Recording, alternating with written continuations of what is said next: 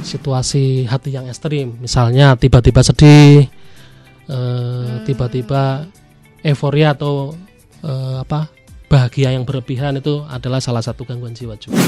Kalau pasien dirawat, kadang-kadang kan keluarga takutnya ada biaya besar ya Mbak Ayu. Jadi nanti terkait BPJS, misalnya pasien belum mempunyai BPJS, jangan khawatir karena kalau ada tanda-tanda keakutan dibawa ke rumah sakit aja.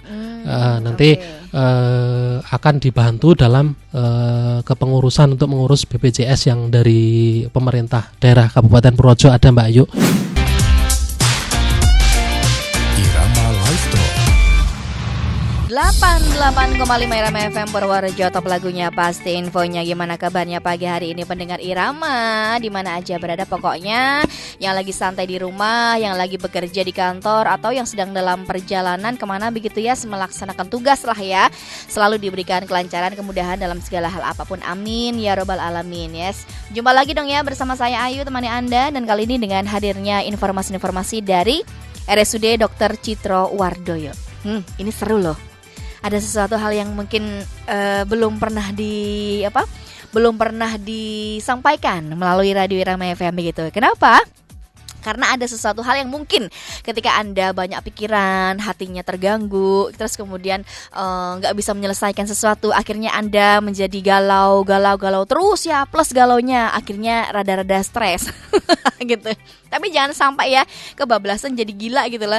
Karena apa? Nanti akan dibawa ke bangsal Edelweiss. Kenapa? Iya kan? Baiklah, bersama saya Ayu ya, tidak hanya sendiri. Di sini sudah hadir narasumber, ada Bapak Timbul Eskap NS, Kepala Ruang Bangsal Edelweiss. Kenapa sih Bangsal Edelweiss? Ada apa di situ?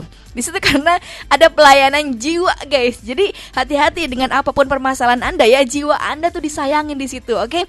Nanti langsung ketemu Bapak Timbul loh ya. Narasumber kita, gimana kabarnya pagi hari ini Bapak Timbul? Alhamdulillah baik Mbak Ayu, selamat pagi, assalamualaikum warahmatullahi wabarakatuh. Oke, sehat ya? Alhamdulillah sehat. Jiwanya aman ya? Insya Allah aman.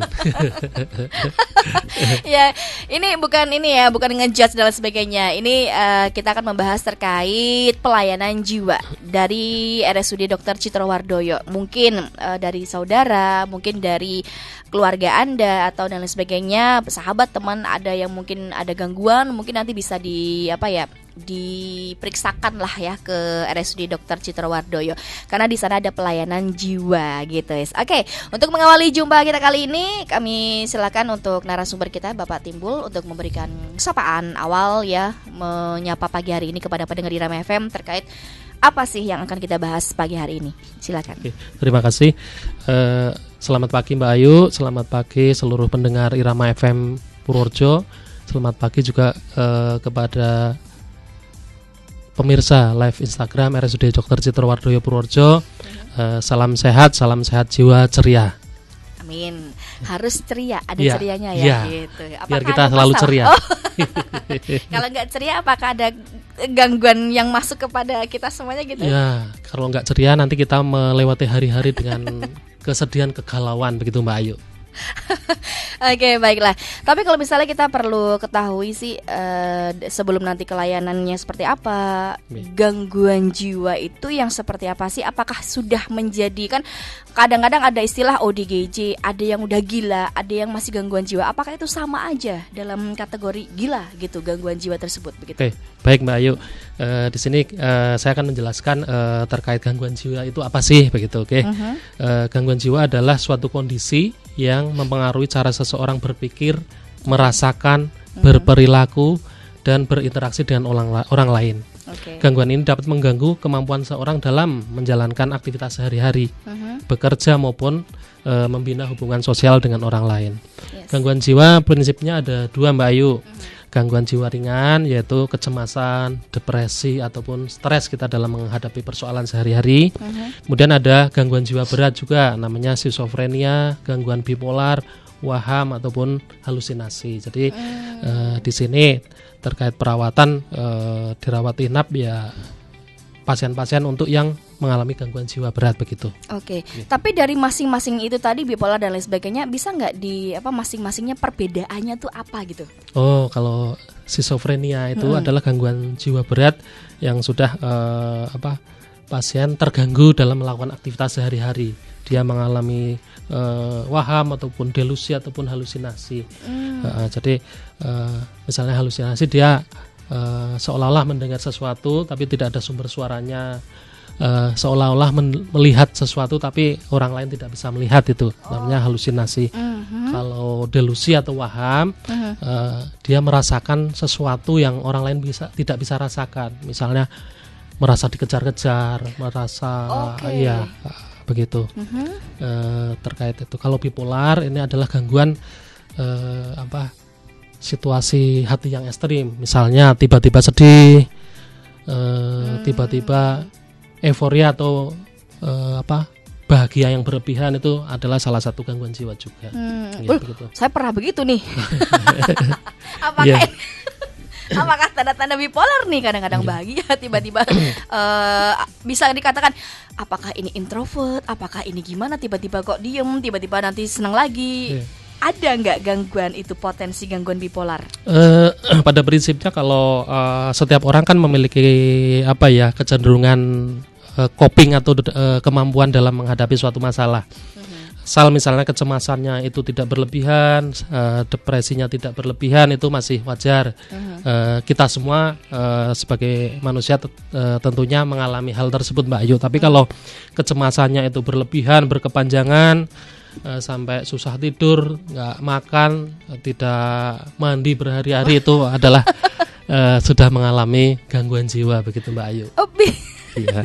Bisa ada nggak mandi gitu? Memang rasanya bisa. Tapi rasanya tuh yang dia rasakan nggak lengket, nggak ada apa-apa gitu, males mandi atau gimana? Mungkin iya, ada pasien-pasien yang datang dan seminggu sudah tidak mandi, seminggu tidak tidur, tidak mau makan. Itu banyak pasien-pasien yang datang ke ruang Edelweiss seperti itu, Mbak Ayu. Iya. Begitu ya. Iya. Ayo, siapa nih yang di sini jarang mandi? Janu loh, ada potensi loh ya, ada gejala-gejala di situ. Enggak ya. Tapi kalau misalnya kita dari ciri-ciri tersebut ya, bisa dipahami nggak sih ciri-cirinya kalau ada gangguan yang wah ini mulai tanda-tanda nih, itu ada nggak seperti apa gitu ciri-cirinya? Yeah, baik. Untuk ciri-ciri gangguan jiwa diantaranya adalah perubahan suasana hati yang ekstrim yang tadi saya sampaikan, misalnya sedih berlebihan, mudah marah, mudah terprovokasi dengan temannya, ada masalah kecil tapi menanggapinya berlebihan, ataupun euforia yang bergembira yang berlebihan, itu salah satunya. Yang kedua, gangguan dalam berpikir atau persepsi, itu tadi halusinasi atau delusi ataupun waham. Kemudian kesulitan dalam mengendalikan emosi, yaitu tadi mudah marah. Kemudian kadang-kadang merasa harga diri rendah, merasa tidak mempunyai kemampuan. Kemudian yang lebih parah sampai isolasi diri, jadi dia mengurung diri di dalam kamarnya, tidak mau bertemu dengan orang lain, dia asik dengan dirinya sendiri. Itu adalah contoh-contoh ciri-ciri gangguan jiwa, Mbak Ayu. Oh begitu, ya. Berarti kita semuanya kayaknya hampir ada gangguan jiwa ya, ciri-cirinya loh ya. Tapi dari situ tidak menyangkutkan fisik nggak? Misalnya ada pusingnya, ada apa yang mungkin terjadi di fisiknya, ada nggak? Pada gangguan jiwa biasanya disertai dengan gangguan fisik, Mbak Ayu. Jadi kadang-kadang ada pasien mungkin datang ke rumah sakit, keluhannya pusing berkepanjangan, sudah diobati tidak sembuh-sembuh, kemudian perutnya sakit, mengatakan menderita penyakit MAH berkepanjangan.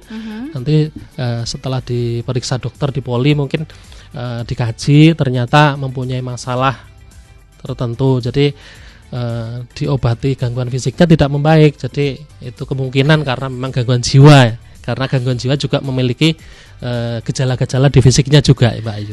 Aduh, tapi jujur loh Pak Timbul, saya pernah dadanya sakit banget, diperiksa tuh nggak ada tuh penyakitnya, diagnosanya nggak ada sama sekali. Berarti nggak ya? Gangguan jiwa nggak itu di sini. Selama itu nggak berkepanjangan, Mbak Ayu, jadi kita bisa mengontrolnya, kemudian tidak berkepanjangan, insya Allah aman. My God, ada-ada aja. Janganlah gitu ya. Okay. Tapi bagaimana cara misalnya dari masyarakat ingin mendaftarkan atau mengkonsultasikan ke RSUD Citrawardoyo, bagaimana prosedur awalnya, terus kemudian nanti diceritakan juga ya bagaimana dari Pak Timbul sendiri menangani kalau misalnya ada orang yang mungkin gejalanya udah sampai memberontak dan lain sebagainya begitu. Baik Mbak Ayu. Di sini kami sampaikan dulu bahwa RSUD Citrawardoyo Purworejo sejak tahun 2018 kurang lebih sudah 7 tahun lalu memiliki bangsal untuk melakukan perawatan pasien-pasien dengan gangguan jiwa. Nama bangsalnya itu bangsal Edelweiss. Di situ kami ada 20 tempat tidur. 2 tempat tidur untuk seklusi atau isolasi bagi pasien-pasien baru yang masih gaduh gelisah ataupun masih ada amarah ataupun mengamuk. Jadi kita sendirikan dulu. Di situ tujuannya agar kita mudah dalam mengamatinya. Nanti di situ ada CCTV-nya juga, jadi kita bisa mengamati lewat CCTV juga. Di samping itu juga kita secara intens mendatangi pasien tersebut. Kemudian ada bangsal yang sudah bangsal psikotik. Bangsal psikotik ditujukan untuk pasien-pasien yang kondisinya sudah stabil, emosinya sudah mereda, amarahnya sudah mereda, sudah bisa ajak untuk berdiskusi begitu. Jadi nanti kita rawat di bangsal psikotik, di mana satu kamar ada 4 orang, nanti bisa bergabung dengan teman-teman atau pasien lain yang sudah stabil. Kemudian ada 2 bangsal neurotik. Bangsal tersebut untuk pasien-pasien dengan gangguan jiwa dengan penyakit fisik, misalnya penyakit stroke ataupun lainnya. Jadi di situ ditungguin Mbak Ayu untuk bangsal yang neurotik. Jadi untuk bangsal-bangsal yang psikotik tidak ditunggu oleh keluarga. Nanti kita semua yang merawatnya 24 jam. Ya, dari mengurusi makan, mandi dan lain-lain nanti kita membantunya, mengarahkannya. Semua perawat begitu. Keluarga nggak ada yang di situ, semua dari perawat. Iya, jadi untuk bangsal-bangsal psikotik itu keluarga tidak menunggu. Nanti keluarga diizinkan untuk membesuk setelah perawatan pasien 5 hari Mbak Ayu. Jadi diharapkan setelah 5 hari kondisi pasien sudah tenang, sudah stabil, tidak resiko melarikan diri, karena pasien-pasien awal masuk pasti pingin pulang begitu Mbak Ayu. Jadi biar menyesuaikan diri dulu dengan bangsal perawatan tersebut, menyesuaikan dengan teman dan perawatnya. Jadi nanti saat keluarganya datang sudah bisa berdiskusi, sudah baik, tidak minta pulang begitu. Begitu. Ini sebelum lanjut materi, bagi Anda pendengar Irama FM yang bergabung melalui TikToknya RSUD Dr. Citrawardoyo dan juga Irama FM, silakan chat aja pertanyaan-pertanyaan yang mengenai gangguan jiwa. Langsung aja nanti kita hadirkan jawaban dari narasumber langsung begitu ya.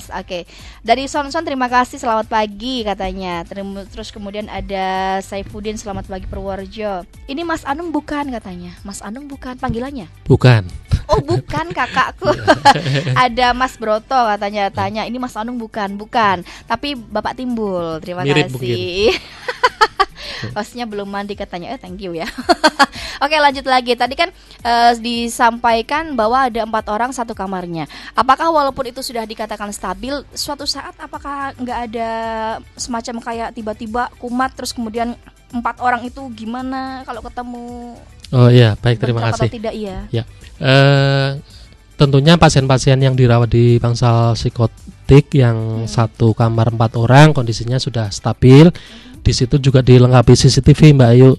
Jadi kita bisa dari ruang perawat bisa mengamati juga sambil kita melakukan dokumentasi, sambil kita mengawasi juga lewat CCTV.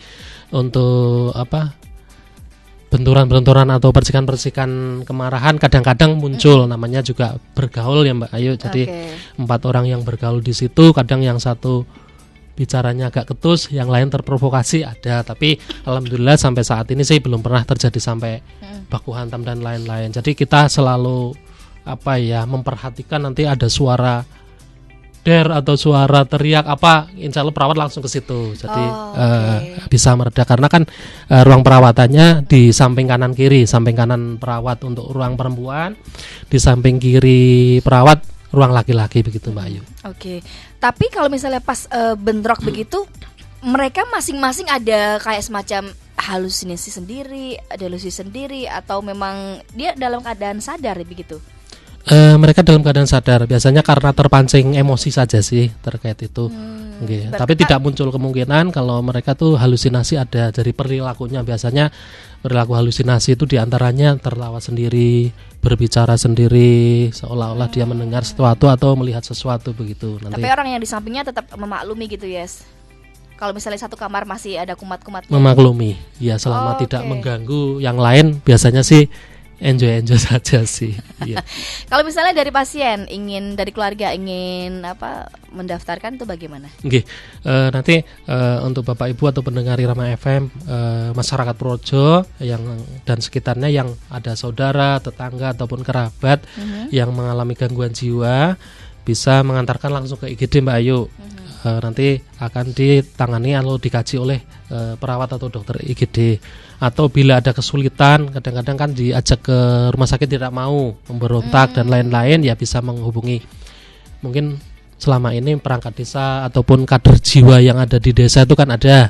Ada kader jiwa binaan dari puskesmas biasanya Mbak. Masing-masing desa ada kader jiwanya, ataupun perawat kesehatan jiwa yang ada di puskesmas khusus yang menangani kesehatan jiwa, pasien-pasien jiwa, menghubungi itu saja. Nanti mereka akan membantu mengevakuasi. Biasanya dibantu oleh Pak Babinsa atau Pak Babin Kamtipmas juga untuk mengantarkan ke rumah sakit. Atau misalnya ada kesulitan bisa telepon ke IGD RSUD Dr. Citrowadoyo juga di nomor 0822 255 8336. Nanti akan biasanya akan ada penjemputan juga dari rumah sakit Mbak Ayu. Oke, itu tadi gambaran kalau misalnya mau mendaftar. Tapi kalau gambaran perawatannya ketika sudah masuk di situ, apa saja? Mulai dari awal, dari persiapan kah, atau dari tim perawat, apa saja yang dilakukan? Baik. Jadi gambarannya setelah pasien sampai ke IGD nih Mbak Ayu ya, nanti kan pasien akan ditangani ataupun dikaji, diperiksa oleh perawat, oleh dokter, nanti di anamnesa, kemudian misalnya ada perilaku kekerasan ataupun mengamuk, nanti dokter kan akan memberikan terapi obat untuk penenang begitu. Jadi pasiennya nanti di injeksi mungkin obat antipsikotik, antidepresan, jadi pasiennya tenang, pasiennya tidur. Selanjutnya pasiennya nanti diantar ke ruang rawat inap di Edelweiss, nanti kita tempatkan di ruang seklusi tersebut. Jadi selama 1x24 jam minimal pasien-pasien tersebut yang baru masuk itu dirawat di ruang seklusi dulu. Nanti selanjutnya setelah pasien-pasien kondisinya lebih tenang, pasien tersebut dirawat di ruang psikotik yang digabung dengan teman-temannya. Aktivitasnya apa sih perawatan yang dilakukan di situ? Ya, di antaranya kan namanya pasien baru kadang belum kenal dengan perawatnya, jadi kita melakukan namanya BHSP atau bina hubungan saling percaya dulu Mbak. Oh begitu, pendekatan lah ya. Iya, agar antara perawat dan pasien itu saling kenal dulu, menanyakan nama, alamat, perasaannya gimana, menjelaskan posisi kita sebagai perawat. Nanti tujuannya kita adalah untuk merawat agar kondisi kesehatannya lebih baik begitu. Jadi saudara-saudara kita yang mengalami gangguan jiwa akan lebih percaya dan nurut ataupun mengikuti apa yang menjadi terapi yang ada di bangsal tersebut. Sekilas terkait kegiatannya Mbak Ayu, itu kan dimulai dari jam 5 biasanya atau setengah 5 pasien sudah dibangunkan oleh teman-teman kami yang jaga malam. Kemudian diminta untuk beribadah sesuai dengan agamanya. Misalnya pasien agama Islam ya disuruh sholat dulu. Kemudian nanti jam setengah 7 pagi sarapan pagi, kemudian dilanjutkan minum obat. Kemudian jam setengah 8 pagi pasien kita ajak keluar Mbak Ayu. Ini kemana? Untuk pasien-pasien yang sudah stabil ini diajak senam. Ya cuma di lingkungan rumah sakit. Pikir saya keluar jalan-jalan kemana jauh gitu enggak ya? Masih dalam lingkungan rumah sakit. Healing, Jadi diajak senam dulu di halaman, tentunya dengan pengawasan security. Biasanya kita takutnya ada yang melarikan diri karena pernah diajak senam, ada yang melarikan diri, kita kerepotan begitu. Berarti sadar dong, asik nih keluar nih, terus kemudian ada kesempatan keluar. Kalau pasien-pasien kan ada yang merasa tidak sakit kadang Mbak Ayu. Menurut dia itu dia tidak ada masalah, tidak ada gangguan begitu. Jadi dia mempunyai pikiran untuk melarikan diri, loncat pagar yang segitu tingginya tuh aja bisa. Pernah kita sampai kerobotan ngejar-ngejar sampai daerah mana nih, Koplak gitu ya. Akhirnya sih bisa kita ajak lagi untuk kembali ke ruang Edelweiss begitu. Tapi perasaan merasa dia sehat-sehat saja itu timbulnya maksudnya dalam waktu tertentu atau memang dia selama dari masuk sampai selamanya di situ nggak kerasa aku gila gitu misal atau gangguan gitu? Biasanya pasien tersebut yang mengalami gangguan jiwa yang awal-awal begitu. Jadi mereka sudah mengalami misalnya mengurung diri, tidak makan, tidak minum dan lain-lain, dibawa ke rumah sakit itu mereka awalnya merasa tidak sakit, jadi merasa baik-baik saja, saya normal begitu. Ada ini pengalaman pasien yang datang di rumah mengamuk-ngamuk, kemudian membawa senjata, menakut-nakuti tetangga. Jadi saya tanya kenapa membawa senjata tajam waktu itu, katanya ada maling yang mau mengambil mengambil pisangnya di kebunnya, jadi dia membawa senjata itu untuk menakut-nakuti. Tapi keterangan dari keluarga, dia merasa bahwa kebun orang lain itu miliknya begitu. Jadi delusi, halusinasi masuk ke mana? Delusi. Delusi. Iya. Oke.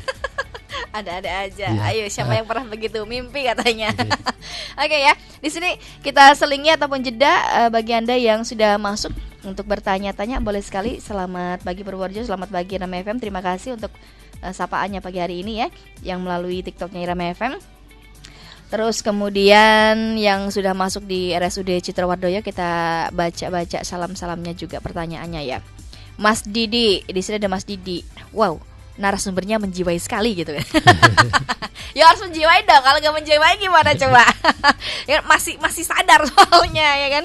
Terus kemudian kapan nih collab sama RSPBK tuh? Nah nanti urusannya sama kantor ya. Terus kenal kali Mbak Tria mboten Mas tuh. Gimana kenal mboten? Mbak Tria kenal karena sehari-hari bekerja dengan saya Mbak. Oh gitu. Iya. Ada pertanyaan dari Ibu Titi di sini. Adik saya skizo, minum obat tidak teratur. Kalau minum obat sembarangan semua obat Kalau minum obat sembarangan semua obat diminum sudah tidak bisa dikendalikan. Bener nggak nih bahasa saya kalimatnya? Mungkin kalau maaf ya kalau misalnya titik komanya karena nggak ada, jadi kalau saya salah baca. Adik saya skizo minum obat tidak teratur, KL atau ada artinya minum obat sembarangan semua obat diminum. Oh kalau minum obat sembarangan semua obat diminum dan sudah tidak bisa dikendalikan, itu bagaimana itu? Iya, jadi pentingnya terkait perawatan pasien di rumah Mbak Ayu, pasien-pasien tersebut perlu pengawas minum obat dari keluarga. Jadi dipastikan memang obatnya diminum sesuai aturan. Nanti keluarga sebagai pengawas minum obat. Jadi kadang-kadang pasien minum obat dalam jangka waktu lama, ngakunya diminum ternyata disimpan di bawah bantal ataupun dibuang. Iya, jadi nanti kalau minum obat tidak teratur akan muncul kekambuhan begitu. Jadi kalau memang sudah ada kekambuhan tersebut, ada gejala-gejala, silakan Bu datang aja atau dibawa ke IGD saja nanti untuk kita rawat dulu, dirawat inapkan di Bangsal Edelweiss. Nanti kita di situ kita beri pengertian kepada pasien, kita lakukan pengobatan dan perawatan di sana. Mudah-mudahan nanti setelah pulang bisa sehat kembali, stabil kembali. Amin. Dan bisa mau minum obat secara teratur begitu. Amin. Nah ini pertanyaan dari Mas Didi sesuai dengan pertanyaan saya juga. Tanya Mas Timbul yang ganteng katanya. Wah, ini kalau misalnya wes ngalem-ngalem mesti jaluk aneh bakso lungku-lungku. Gimana penanganannya jika ada pasien yang duel Mas? Duel, gelut. Oh, itu namanya duel itu kan tidak semua pasien gangguan jiwa ya Mbak.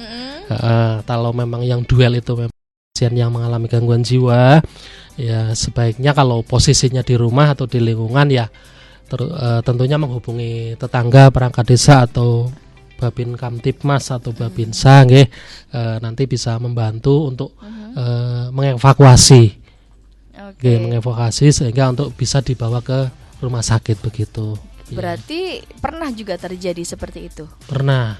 Ya, jadi ada pasien ini berkelahi begitu di rumah, pasien ODGJ berkelahi, kemudian diantar oleh biasanya yang kalau memang sampai menyerang ataupun berduel seperti itu nanti yang mengantar dari Pak Babin Kamtibmas biasanya begitu Mbak Ayu. Oke. Ya. Nah, kalau misalnya dalam segi perawatan, terus kemudian menghadapi pasien yang arogan atau marah, ngambek dan lain sebagainya, pernah nggak sih dari menyerang perawat, terus kemudian perawatnya ikut emosi, terus akhirnya duelnya sama perawat? Jadi dalam menangani pasien itu perawat sebisa mungkin tidak terpancing emosi ya, sebisa mungkin. Jadi luar biasa teman-teman kami yang di Bangsal Edelweiss, alhamdulillah semakin hari semakin baik, semakin tidak terbawa emosi dalam menghadapi pasien. Pernah ada suatu pasien baru masuk badannya keker, sampai di depan ruang perawat itu tidak mau dirawat. Keker? Yo, gede, iya, lebih gede dari saya. Oke. Tidak mau dirawat, mau pulang. Jadi kita kesulitan dalam menangani waktu itu sampai mau merobohkan meja yang ada komputernya gitu. Jadi mau nggak mau kita harus istilahnya agar dia bukan melumpuhkan ya, bahasanya istilahnya biar dia manut begitulah Mbak. Jadi kita tangani sambil kita menghubungi security tentunya, karena untuk keselamatan kami perawat-perawat juga. Jadi tetap kita harus menanganinya. Jadi kita tidak boleh membiarkan kalau ada pasien melarikan diri ataupun pasien mengamuk kita diem aja ataupun kita malah lari ya. Itu tidak boleh Mbak Ayu. Jadi kita harus menghadapinya begitu. Oke, tapi dari misalnya penanganan awal, misalnya kuku kan ada takutnya nanti mencakar, itu ada pemotongan gitu nggak? Ada Mbak. Jadi pasien-pasien yang dari IGD biasanya kan sudah tersedasi atau tidur ya Mbak karena injeksi obat. Iya, jadi nanti datang ke situ dengan rambut yang gimbal, seminggu Mbak nggak mandi, bajunya lusuh penuh tanah, kukunya hitam-hitam panjang-panjang. Itu jadi kalau pasien datang nanti kita otomatis kita ganti baju. Kalau pasiennya sadar tidak tidur ya kita mandikan dulu Mbak Ayu biar bersih. Kukunya kita potong. Nanti hari berikutnya kalau pasien sudah kooperatif ataupun bisa diarahkan, biasanya kita potong rambut. Jadi semua perawat bisa potong rambut di situ Mbak Ayu. Iya, jadi termasuk saya waktu awal-awal masuk Bangsal Edelweiss itu kan nggak bisa potong rambut. Setelah sekian lama berjalan, kayaknya sudah ada ratusan yang saya potong rambutnya ya. Jadi insya Allah sudah bisa memotong rambut. Buka umum nggak? Sementara belum. Mungkin kedepannya Mbak Ayu. Oke deh. Oke, terima kasih Aliko. Berarti memang harus perlu saling sadar diri.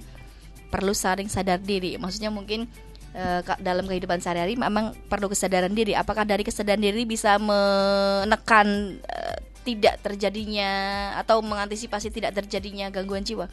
Kesadaran diri. Kesadaran diri perlu. Jadi pasien-pasien yang mengalami kecemasan biasanya Mbak Ayu itu kan dia tidak bisa menghadapi suatu permasalahan dalam dirinya. Jadi ya memang harus kita sebagai manusia harus belajar untuk bisa mengendalikan kecemasan, amarah diri kita, bisa belajar menerima takdir. Jadi kalau menghadapi sesuatu ya tidak berlebihan begitu. Jadi dengan pasien pun kita tidak boleh istilahnya seperti membentak-bentak atau gitu. Jadi kita ajak ngobrol, kita hargai mereka. Jadi kita tidak boleh mengucilkan mereka begitu. Jadi tetap saling menghargai agar mereka atau teman-teman saudara-saudara yang mengalami gangguan jiwa juga cenderung tidak agresif ke kita begitu. Oke, Mas Alika atau Mbak Aliko ya, thank you tadi sudah terjawab. Pak Deka ataupun Pak Purnomo, thank you udah gabung juga. Aku pernah ngobrol sama Bapak ini waktu di Bangsal Edelweiss. Hehehe.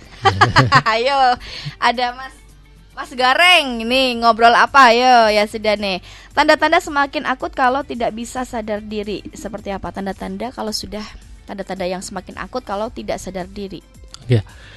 Tanda-tandanya kan masalah kesehatan jiwa itu kan macam-macam ya Mbak Ayu. Ada yang kecemasan berlebihan tadi, kemudian ada yang harga diri rendah atau isolasi sosial. Ya, tanda-tanda semakin akut itu apabila dia sudah tidak bisa menjalankan aktivitas sehari-hari. Misalnya dia sudah tidak bisa tidur, malam nggak tidur, namanya orang nggak tidur kan paginya mesti hawane emosi ya. Jadi kalau sampai 3 hari atau lebih nggak bisa tidur, otomatis kan emosinya gampang terprovokasi, gampang terpancing begitu.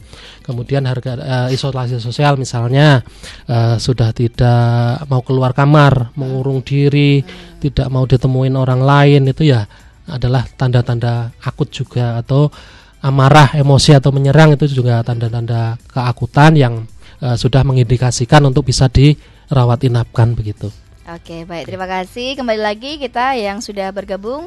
Ada Jejak KDM RSUD sekarang sudah sangat baik pelayanannya. Terima kasih. Terima kasih. Ada Reli, Pak, kalau dokter ortopedi biasanya praktek siang. Kalau yang daftar siang nunggu di sana lama banget. Gimana tuh?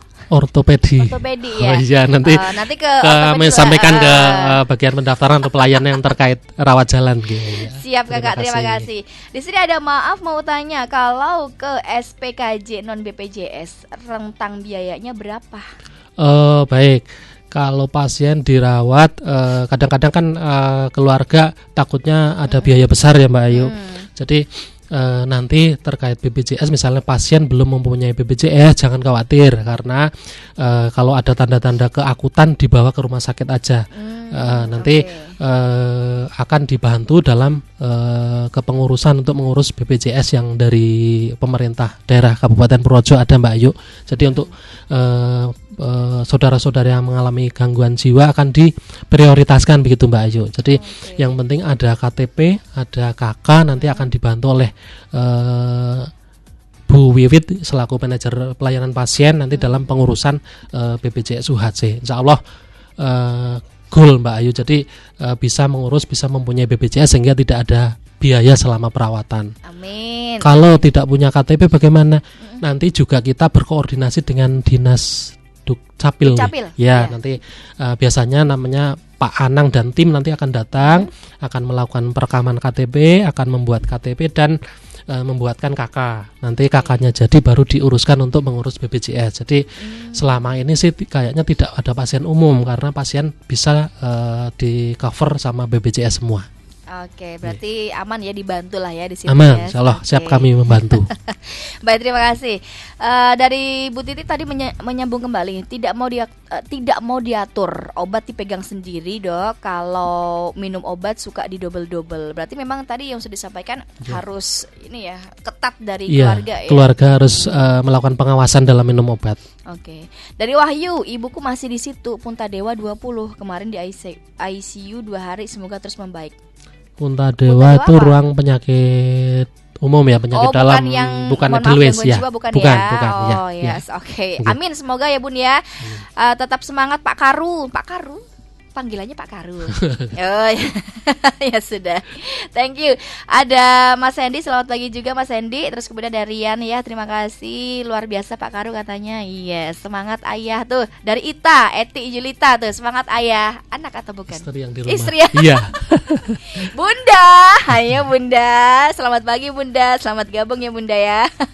Saya Hendy ya, dari Hendy. Saya sering ketemu dengan Bapak. Oh, edukasinya mantap. Kalau memberikan edukasi sangat jelas. Terima kasih. Terima kasih. Thank you. Ada yang telepon? Yes, kita angkat ya. Yuk. Halo, dengan siapa di mana? Selamat pagi. Halo. Oh, terputus ya, sudah ditunggu lagi ya. Silakan kalau misalnya ingin bertelepon, ditunggu di 02753214446. Yes. Gilang Ramadan. Faktor apa saja, Pak, yang timbul penyebab gangguan jiwa? Faktornya tuh apa saja? Faktor yang menyebabkan gangguan jiwa biasanya seseorang yang yang awal-awal mengalami gangguan jiwa ya, faktor ini masalah dalam kehidupan sehari-hari Mbak Ayu. Misalnya ada ekonomi, perpisahan atau perceraian, ataupun pembulian Mbak Ayu. Jadi cukup banyak masih usia remaja masuk ke ruang rawat inap. Faktor utamanya karena pernah ada riwayat pembulian begitu. Oh my god, berarti segala usia juga ada ya, dari muda sampai tua juga ada, masuk ada semuanya. dari Rata-rata kalau di RSUD? Kalau di bangsal kami kan termasuk bangsal yang dewasa ya. Jadi remaja masuk, kemudian dewasa sampai yang usia, pernah ada yang 70 tahun juga ada. Oke. Yuk kembali, yang ingin telepon coba saya tunggu 1, 2 3, masuk lagi. Yes. Oke, ya. Halo, dengan siapa di mana? Loh, terputus lagi. Ini gimana ini? Anda yang ngerjain dan senengani loh, Yos. Silakan ya kalau misalnya mau sebelum nanti kita close acara ya. Silakan yang mau telepon, telepon aja, ditunggu buat Anda semuanya. Apabila ada pertanyaan dan lain sebagainya, boleh langsung aja. Halo. Selamat pagi. Halo. Iya. Selamat Pagi Bunda. Dengan siapa? Nama Bunda? Dari Bunda Eko Suhartati. Bunda Eko Suhartati. Gimana Perum Suten Green Indah. Yes, Perum Sucan Bunda Eko. Semoga sehat selalu. Ya, alhamdulillah. Silakan Ini Bunda. Dulu aku orang Bruno. Ini betul nggak Mas Timbul yang dalamnya Pituro? Selamat pagi Bu Eko. Betul Bu, saya aslinya Pituro. Gendong Bu. Kali Gentung. J leres. Saya temannya Ibu Anda kok. Oh, nggih Bu, terima kasih. Saya peserta senam RSUD. Ya. Oh, peserta senam RSUD. Baik, Bu. Saya Wah. suka sekali kalau ada pasien Edelweiss pada ikut senam. Oh, suka kalau pasien Edelweiss ikut senam. Memang seneng lah ketemu. Kenapa Bun? Lucu kalau senam. Karena agak lucu-lucu gimana. Tapi ada sebagian teman-temanku yang pada takut. Oh, berarti bagaimana caranya menangani kalau misalnya teman-teman biar nggak takut sama pasien-pasien di Edelweiss begitu ya Bunda ya? Ya. Tapi di situ kan ada security juga sih di situ. Tapi malah ada teman-teman yang minta foto-foto sama pasien-pasien itu. Jadi artisnya malah. Kayak artis itu ada foto-foto sama dia. Ya. Begitu. Ya memang di dalam senam itu ya ada yang manut, ada yang sakar PDW. Malah ada yang pernah di tengah-tengah senam dia mimpin lagu Indonesia Raya. Aku lucu sekali. Oke. Tapi kayaknya nggak rutin ya Mas Timbul. Senamnya. Oh ya Bu, baik Bu. Untuk senam itu kan kalau ada senam, grup senam itu kan pada hari Jumat, senam-senam. Besok pagi. Ya, jadi kalau pas ada senam yang hari Jumat itu kami minta izin untuk mengikutkan teman-teman kami yang sedang dirawat di bangsal jiwa untuk ikut senam Bu, karena kan di sana ada musiknya dan lain-lain ya, kelihatannya lebih senang. Jadi saya selaku perawat mengucapkan terima kasih sekali pasien-pasien sudah diizinkan ikut senam tersebut. Insya Allah pasien-pasien tersebut sudah aman Bu Eko. Jadi pasien-pasien yang mengikuti kegiatan senam Insya Allah aman, ada perawat yang mendampingi, ada dari security juga Insya Allah. Jadi jangan khawatir Bu, Insya Allah aman. Kalau aku pribadi nggak takut, aku pribadi suka malah. Buat hiburan Bunda ya. Terus itu malah kayaknya perawatnya juga, kayaknya pasien juga tambah seneng kayaknya di situ kok. Iya. Ada Mas Timbul jadi seneng ya. Iya, jadi seneng kayaknya pasiennya itu tambah seneng. Oke. Ya udah kayak gitu aja Siap. Mas Timbul. Siap. Terima kasih sekali Mbak Ayu. Siap Bunda. Oke, terima kasih Bu Eko. Mas Timbul, salam untuk keluarga. Baik, terima kasih Bu. Terima kasih Bu Eko. Assalamualaikum. Waalaikumsalam warahmatullahi wabarakatuh. Terima kasih. Wah, ternyata penggemar nih ya. Bunda Eko di Perum Sucan, luar biasa. Semoga sehat selalu ya Bunda. Kalau misalnya ada tetangga ataupun saudara ataupun siapa aja di sekitar Bunda ada yang mungkin ada gejala-gejala, nanti boleh langsung disampaikan ke RSUD Dr. Citrawardoyo gitu. Oke, tak terasa di sini sudah hampir udah ya. Udah ya, ternyata waktu kita habis juga dan masuk ke sesi closing statement. Tapi sekiranya yang tadi belum disampaikan sekaligus disampaikan untuk menutup jumpa kita kali ini. Misalnya kenapa kok nggak di RSJ yang pusat atau harus di RSUD Citrawardoyo karena memang pelayanannya sudah mantap atau bagaimana dan sebagainya, sekaligus pesan kesan. Oke, untuk pasien-pasien nanti untuk masyarakat Purworejo, di sini kan ada 2 rumah sakit yang melayani rawat inap Mbak Ayu, yaitu RSI, yang kedua ada di RSUD Dr. Citrawardoyo. Kemudian nanti pasien-pasien yang kita rawat sudah maksimal, misalnya sembuh ya pulang. Kalau pasien-pasien dalam 14 hari kok belum membaik, biasanya kita rujuk juga Mbak Ayu ke rumah sakit yang tipe lebih tinggi.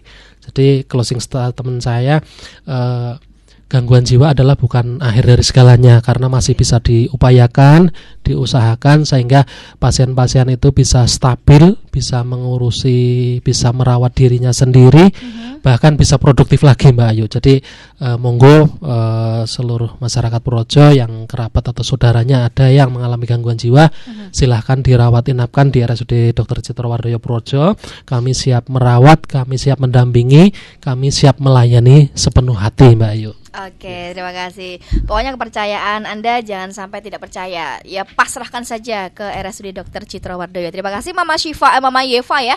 Mantap Pak Karu, dan juga ada Webu Budi Utomo ya. Terima kasih, salam dari Puskesmas Mawung Kuta Arjo. Ya, salam balik Mas. Terima kasih, ini saatnya kita untuk close ya, alias penutup jumpa. Jangan kemana-mana, selalu stay di 88,5 Irama FM Purworejo. Apalagi setiap hari Kamis ya, dikunci. Setiap hari Kamis itu ada informasi bersama RSUD Dr. Citro Wardoyo Gaspol setiap jam 8 pagi gitu ya. Silakan nanti beberapa informasi-informasi seputar kesehatan Anda bisa ikuti dan simak, dan bisa konsultasi langsung bersama dokter, bersama ahlinya dan lain sebagainya gitu ya. Oke. Assalamualaikum warahmatullahi wabarakatuh. Tetap stay di 88,5 Irama FM Purworejo. Top lagunya pasti infonya. Saya Ayu dan juga Bapak Timbul mengucapkan terima kasih dan sampai jumpa.